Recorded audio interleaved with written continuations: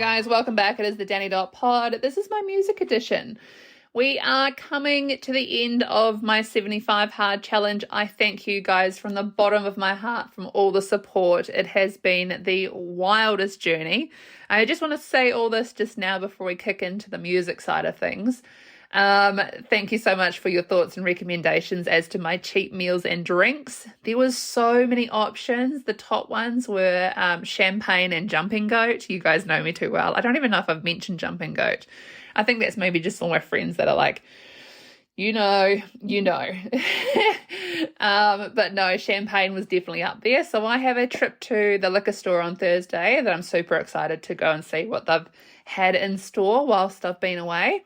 But the other thing was all the delicious things. I almost fell off the wagon on Saturday when I was hanging out with my brother before Mother's Day. Someone said, let's get KFC, and I got excited. I didn't. I hung on. However, we went to the Crown Pub in Frankton, and I stuck to the meal plan because on my meal plan is fish tacos. So I had the blue cod, and it was disgusting. The disgustingest tacos I've ever had, and I want to write a review because holy shit. I think they were $28, and the blue cod pieces were smaller than my little finger. And I don't know, for something that was going to be so exciting, and I mulled over for so long because I did not want to cheat. Man, the disappointment was real. So no, that happened. But anyway, the wrap up that I'd give you guys just on the short and curlies, we are complete on Friday. That is it, 75 days done. The takeaways from the challenge are my now understanding of protein is just like next level. I mean, I could not be more interested and prouder about what that word means because it has contributed to so much of the whole learning curve that I took. And I don't know, I just understand food differently now. I'm so hyper aware of the goodness that comes from 3 meals a day consisting of this volume of protein. That's for me from my trainer. Perfect. I'm so happy. Also my consistency. I mean, there's been times that I've just been like, nah. And everyone says, you got to trust the process. And I'm like, I just need to sit down and have a wet wipe. Like I'm done, But you've also got to listen to your body. And the most important thing is probably what happened over the weekend. I did have a bit of a sniffle and I thought, I'm not going to go into the gym. I'm going to do some outdoor exercise for the 2 sessions. I don't really know the reasoning behind how one outdoor session has to be outdoors. I don't know. It's getting colder here, so I was like, oh, this is going to be shit. Anyway, I listened to my body and I did things outside. I didn't go to the gym, and lo and behold, on Monday, the scales moved dramatically. And I was like, holy shit, what is this about? Is this stemming from the happiness, from, I don't know, not sticking to the plan so much, so strict? I don't know. So anyway, I'm vibing it. I'm very much a reader now. Wasn't before. I guess there was a lot of background noise happening in my head that I couldn't concentrate. But now I look forward to having those 10 pages every single day. And it's kind of become like a routine with my little cup of tea and my candle. It's like a whole seance. No, I'm kidding. It's not like that. The focus of the next thing is just, we've gone through such big waves with this. And obviously, like, I feel the focus falls off on this, that, and the other. And I just think, oh, I'm done. And then all of a sudden it comes back and I'm like, no, I'm fully focused on this part of the body. I'm fully focused on learning this. I'm fully focused in doing this further. It's just such a ride. I can't even deal. However, I've told everyone as of like this week, this is not a challenge at the end of the day. This is now going to be like a lifestyle choice. It's not so much around the alcohol or the cheat meals as it is my understanding of nutrition, exercise, and just the little things that make me so humble and happy. I mean, finding out throughout this that part of my human design is that I'm a manifester and I exert energy really fast, but I also need to recluse and have time for myself is so obvious now, because not only will I always enjoy spending time with people and having this big exert, having like a party or catching up or whatever. But at the end of the day, I will find nothing more enjoyable than just sitting at home, having a cup of tea, watching Coronation Street, reading a book, having a candle lit. I don't even know. Those are the softer sides to me that I didn't know I had. And oh my gosh, you guys, I'm so happy and just pleasantly surprised with how things have come about. You just can't wipe the smile from my face. I have got my spark back, and I wouldn't say it was gone. It was just dulled because of different situations. And I was like, stuff it. I need a reset and I need to think about myself for once. And I started saying from, all this negative stuff that was coming towards me from other people's bullshit and different things that I was not enjoying. There's a really weird saying that I don't really know what it means as such, but I decided to put things down that didn't fulfill me. And I said it to Mum the other day. I was like, you're holding on to too much shit. Why don't you put down stuff that's not taking up brain space in your own world? And she was like, how? It's invisible. What do you mean? And I was just thinking, how can I vocalize this? I can't even tell you guys in a vocal way, so how am I supposed to tell her? But it's been very obvious these past few weeks that if something didn't bring me enjoyment or filled up my cup, I put it down. I was like, this isn't for me. So the detachment, I've told you guys a million times, I will recluse and be a hermit, and I love those types of situations. But I love just retreating and being like, that's not something I'm enjoying. Nah, I'm not going to do it. And for the first time in 15 years, I'm sitting here saying, if I don't want to do something, I'm not going to do it. And I've got the confidence to do so. So it's probably because I know the repercussions if I get pushed to do something I don't like. You can tell. If my mind doesn't say it, my face will. Your girl is as transparent as they come, I'm telling you now. Just some general stuff I thought I'd throw in this pod. I don't know if you guys have seen Netflix coming into winter. There has been some banging awesome movies and TV shows come up. And obviously, when you do these kinds of challenges, you've got a bit of spare time when you want, and obviously rest is really important. So I've been, falling down the rabbit hole of a couple of TV and movies and stuff like that. I haven't told you guys, but I really enjoyed Baby Reindeer. I was one of the first to see it, and it was really funny because I was texting a couple of my friends and I was like, you guys, have you seen this weird TV show called Baby Reindeer? It's about this stalker. And people thought I was mad. The enjoyment of that TV show was just next level. It captured all the feels and just took you to a different place, and I cannot recommend it enough. I want to recommend it to my mum, but I'm like, oh, that episode 4 is a bit unhinged. If you haven't seen it, Danny Dot's recommendation, 9 out of 10, fang and loved it. The movie I would recommend, though, is Promising Young Woman. That took me on a different, universe. And, oh my gosh, it's not often you get movies like that. So Promising Young Woman, fangin' just great. 9 out of 10, loved it as well. Have to tell you guys about it, obviously. I am on my way to Sydney on Saturday, so we are going to take a 2-week middle of season 2 break for me to have a holiday. It's a little bit exciting for me because obviously it means that I get to go and experience some new things and bring it back to the pod. I always love the engagement side of it and all the excitement as to what's going to be talked about next. Well, who knows? I could find the love of my life in Hawaii. And quite frankly, let's be honest, you guys know that I love Jason Momoa, but do you think it's weird? I was thinking the other day, you know how if you like someone, just, I don't know, their personality, their style, I don't know what I'm attracted to about him. It's weird. However, do you think it's weird that he is literally in Queenstown all the time and trying to buy a house here at the moment?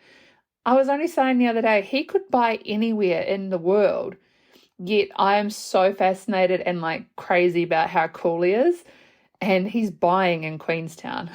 What? What? He could be, I don't know, buying a villa in Tuscany, but no, Queenstown. Are you kidding me? Everything happens for a reason, and I know that when I meet him, it's going to be really organic and fun. So I'm not stressed. I'm truly not. And I love all the people's like, Danny, he's going to be here, he's going to be there. No. I'm not going to meet him in a queue for something stupid like that. I'm going to meet him like randomly walking down the street where I can just say hi. And I'm very excited about that. I am manifesting that as my choice, okay? Sorry, I have honestly got this horrible croak at the moment. So if we go into this music side of things, I'm sorry, I just wanted to wrap up all that stuff before I started deep diving on tunes. Oh, wow.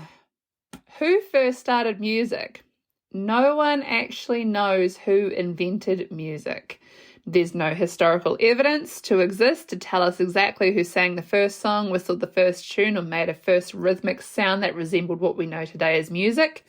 That alone cracks me up, because at the end of the day, what music's going on in 2024, do we even class that as music? No, I'm kidding. However, the earliest known song to be written is from the 13th century. It is something I can't pronounce, called the Hurrian hymn. Apologies if I got that wrong. However, we're in the 20th century, so that's 7 whole centuries ago, and the history is crazy. Where did music first start for you? When you think back, who was the first artist, live music, instance of a music video? Like, who were they? I am honest here in saying that my first live concert was in Hagley Park in Christchurch. I don't know why I was there, but it was Meatloaf. Don't ask. He had just had McDonald's and he was belching the alphabet on stage, so I hardly think that was music. My first actual excitement to follow a band or an artist, however, would happen to be in 1995 when the Spice Girls came out with Wannabe. I am an 80s baby, born in 87. I am turning 37 on Sunday. I'm not even afraid to say this, but I love the Spice Girls. Jerry was my favorite, Ginger Spice. However, in primary school, we had an opportunity to be part of a lip-syncing competition 3 times. I was Posh Spice on all 3 occasions. We sang Say You'll Be There, Who Do You Think You Are, and Spice Up Your Life. I played the soundtrack on Sunday. I know all the words of all the Spice Girls songs. And I still have the platform shoes, the Barbie dolls, and the photos as the collector's merchandise. So there it is. I said it. Definitely not one to be upset about that, because I feel like it shaped who I am as a person today.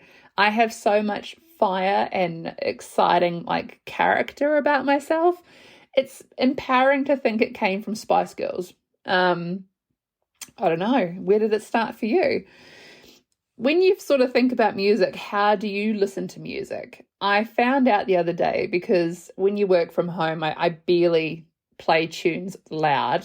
Only last Friday, for some strange reason, I was playing Elton John's soundtrack. I mean, I was singing Rocket Man. I got so much work done, I don't even know why. But when I'm at the gym and I'm doing all my bits and pieces, walking around and everything else, I've got headphones on. So I was laughing at all the situations I had in Sydney and Brisbane when I was living there. Sydney for the commuting, it was 2 hours each way to work and back.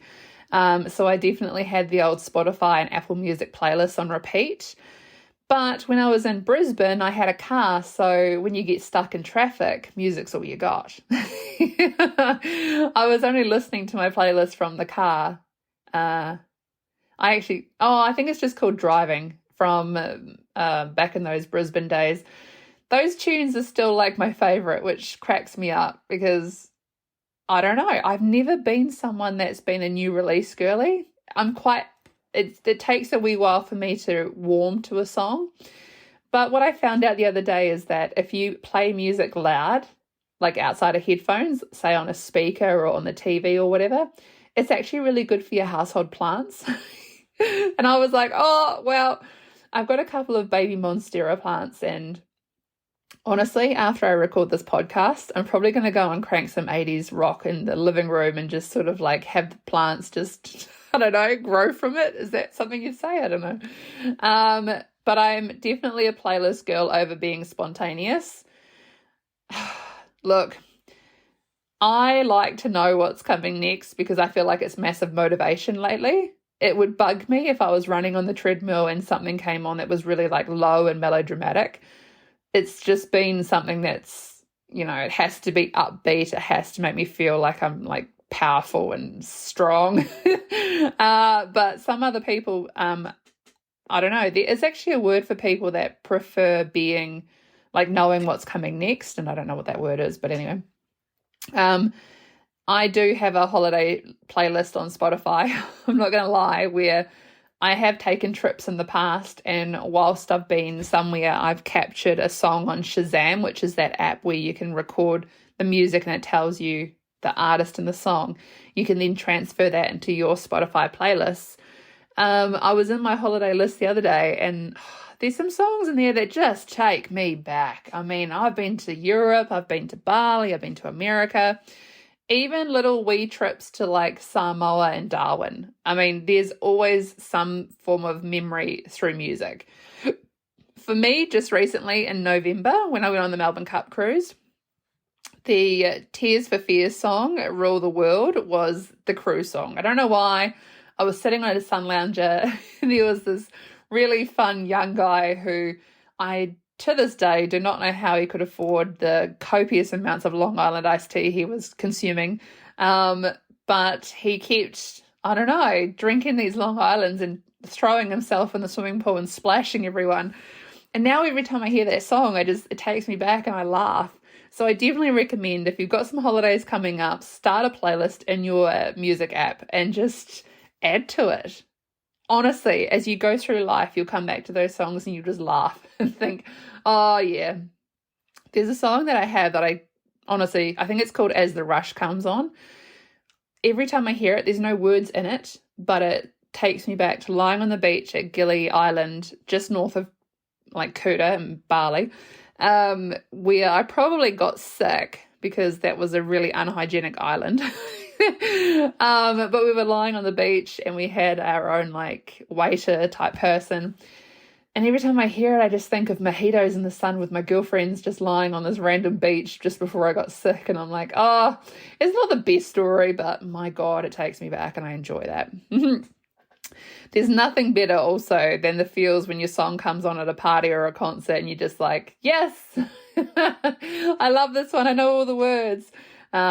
I was only sort of reminiscing the other day about the times where you've had a couple of drinks at the nightclub and you, back in the day, used to write on your phone notepad what you were requesting and just hold it up so the DJ could see. To this day, I still do that, and I don't even know why. Even at like acoustic sets, I've been known to like recommend all sorts of tunes. I can't even think of them right now. My mind's gone blank. How crazy. Did you know that records are back in fashion? I was sort of swaying up, obviously, if I was a concert baby or a track player. But there is definitely a bit of a movement on records. It was funny when I saw them on the TV the other night. I was thinking, okay, that's fine. The records are back in fashion and everyone's like running to buy them. But how do you play them? Mum, like, literally almost dropped the spatula in the kitchen. She was like, are you kidding me? You what? I just laughed and there was no words. I know it's on a record player, but who these days has a record player to actually play them? Is it just something you buy and you keep for like storage, or like, I don't know, you sell them when you're older and make money? There was like this massive surge for people to buy the new Taylor Swift album on a record. And I was like, what? That generation is young. They don't do that. My mind went to other places. But obviously I did say that I had, a top 10. But thanks to Spotify, I'm actually all over the place with zero consistency when it comes to music. I like everything. I'm not even going to lie. My favorite artist on the planet is Foo Fighters and Matchbox 20, even Stevens. My favorite female has kind of come out of the woodwork, I don't know, as of recently in like 2016 maybe. I feel like the first time I saw her song play, I was working at Optus in Indooroopilly. and I saw it on the screen at work, but it was Dua Lipa. And I feel like her music is just really poppy, preppy, it's fun, you can dance to it. I'm still one of those people that loves videos that match songs.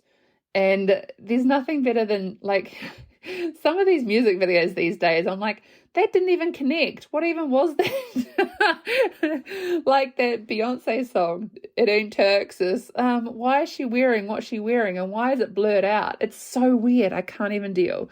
However, I'm definitely a movie soundtrack person. I was laughing the other day about how you can put on something like Forrest Gump's soundtrack and you'll know all the parts of the movie as they're happening because of the songs.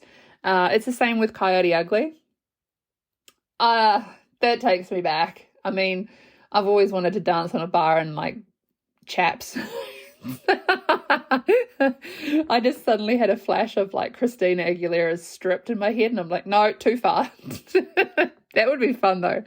But no, it's soundtracks that you know word for word that just makes you happy and you think, oh, you know, where did this come from and why is it just something I love so much? It makes you happy. I don't know if I've told you this, but my godmother, she owned a dating company in New Zealand called Born Romantic back in the 90s. I think it's the 90s, early 2000s. And every Saturday they used to have a karaoke mixer. So they'd have all the singles come and they could, you know, get up on the karaoke. I don't even know. The more I think about this, the more I'm like, why would people that were single, why would they get up on the karaoke and wouldn't you? I don't know. Maybe back then people had more confidence. Anyway, the next day when we used to pack up the restaurant or the bar where they had it, all the kids used to get to play on the karaoke. I, to this day, give me a couple of glasses of wine, I'll get up. I don't even care. I do not even care. I've been known to sing things from Cher to Tina Turner, a bit of Katie Tunstall. I don't know. I don't even care. I'll do it. I'll get up. That's where music takes me. It's so bad. But when I was, you know, just turning 18 and you used to spend a lot of time at the Frankton Arms Tavern in Queenstown, there was a lot of cover bands that used to play there. Oh, there's just nothing better. Maybe it's because I'm so close to having a glass of wine or like having those social environments. Just being in a pub and hearing a band and live music is my favorite. But also there's also the side of like things that, you know, happen through heartbreak and crushes. I remember this guy who used to come to our house in Australia. No one likes Nickelback, right? It's like a thing. Well, he had this weird Holden Monaro car and he used to pull into this complex that we lived in Brisbane in like 2003. And he used to crank the song Someday. And if you've heard that song, the start of it is like this really raspy Chad voice. And it's hot as all shit. The guy that was driving the car, not hot. I'm definitely more like a vocal person, more than looks, that's for sure. But, well, I mean, when you think about things, what's your heartbreak ballad that you'd sing and just cry your eyes out? There's actually a song from Adele called Cry Your Eyes Out, and it's kind of reggae-ish. And, oh, I don't hate it. But no, I have been known to, you know, enjoy the old Sugar Babe songs and Christina Aguilera. My first actual instance of dirty dancing with a guy happened at Wakatipu High School. Why am I telling the story? God help us. Wakatipu High School, I'd probably have been like 14 maybe.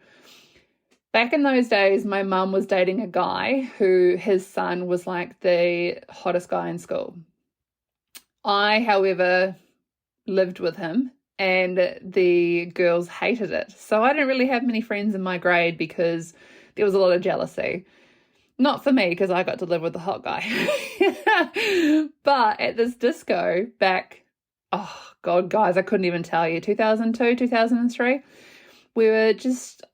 I actually don't really know what came over me, but I've always been like this, so I don't think it was anything out of the ordinary. I was just dancing around to Nelly's Ride With Me, and maybe it was a little bit more sexy and sultry than normal. I don't know. Should 14-year-olds be doing this at this time? I don't know. But I had like all of his friends dancing with me, and I probably just had this real surge of confidence where I was just like invincible. And honestly, it cracks me up now that I think back and I'm like, oh, what were you doing? But it was easily the hottest thing. And the funny thing is that I'm still friends with all of them now. And I'm laughing because at the end of the day, all those girls that hated me for, I don't know, being a little bit more open, they don't live here anymore. They're all married and unhappy, but I think. But no, it was, yeah, I think the best part of music is how it makes you feel. And there's nothing about that Nelly song that's sexy. I don't know. Is there? Great. Now I'm going to go listen to it. But no, I felt so goddamn hot and just happening. I don't even know. I have been known to strip to the old Lenny Kravitz American Woman song. I don't know what that was about, but there was an instance around that song. Don't repeat that.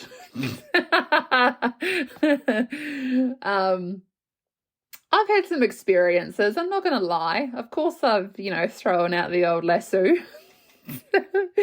Anyway, I should wrap this up here. The weird thing is, you guys, is that I haven't had anything to drink. I just am genuinely like this. Like, I will just throw out some weird fucking story and I'll be like, oh. Do I think back and wonder why I did it? Absolutely not. I don't even care. You guys, I'll tell you anything. You are my people. I love you. My podcast is my baby. But yeah, I should definitely get going. Anyway, I hope you guys enjoy the 2-week hiatus. Please just know that I'm off gallivanting around the world to capture moments to talk about when I get back. I just enjoy every aspect of this, and I hope you guys do too. This is my music pod. A little sum up of my 75 hard that I just absolutely thank you guys for all the love and support. Couple of movies and TV shows I think you should enjoy whilst I'm gone. Please give me like lots of reviews if you like it or you don't. Now that I think about it, I am kind of up to date with what's happening on Netflix and stuff. What am I supposed to watch on the plane? Oh, no. Better go. Anyway, love yous all. Have a good couple of weeks and I will see you early June. Bye for now.